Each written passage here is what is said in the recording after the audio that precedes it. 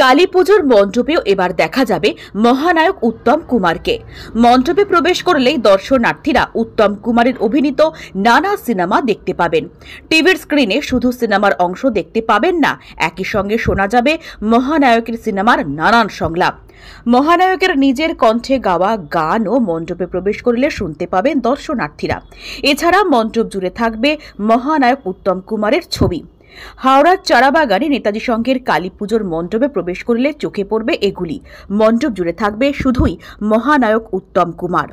এই ক্লাবের কালী পুজোর 56তম বর্ষে এবারের থিম জন্ম শতবর্ষে মহানায়ক। 56তম বর্ষের ভদ্রকালী পুজো এবছর ভাবনা আপনারা ইতিমধ্যেই দেখেছেন, জন্ম শতবর্ষে মহানায়ক। জন্ম শতবর্ষে মহানায়ক মানে একজনই, এর বিকল্প হয়নি, আগামী দিনেও হবে না, উত্তম কুমার।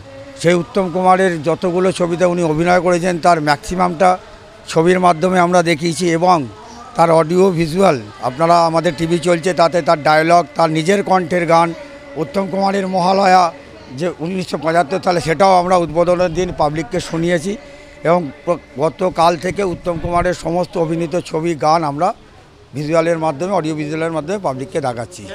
আমাদের ভদ্রকালী, ট্র্যাডিশনাল ভদ্রকালী। ভদ্রকালী মানে আপনারা তারাপীঠে গেলে একটা যে কোনো মন্দিরে ওং জয়ন্তী মঙ্গলা কালী, ভদ্রকালী, কপালিনী, দুর্গা, শিবা, ক্ষমাদাত্রী, সাহস সদন অবস্থিত। ভদ্রকালী হয়তো অরিজিনাল রূপ কোথাও নেই, কিন্তু মা কমলা, মাতঙ্গিনী মায়ের গায়ের রং এই মায়ের গায়ের রঙের সাথে মিল আছে।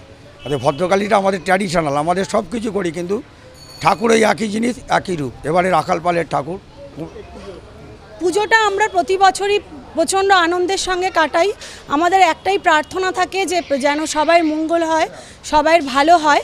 আর এই পুজোর মাধ্যমে আমরা অনেক কিছুই করি, যেমন উদ্বোধনের দিনে আমাদের অনেক শিশুদের পাঠ্যপুস্তক দিয়ে সাহায্য করা হয়েছে।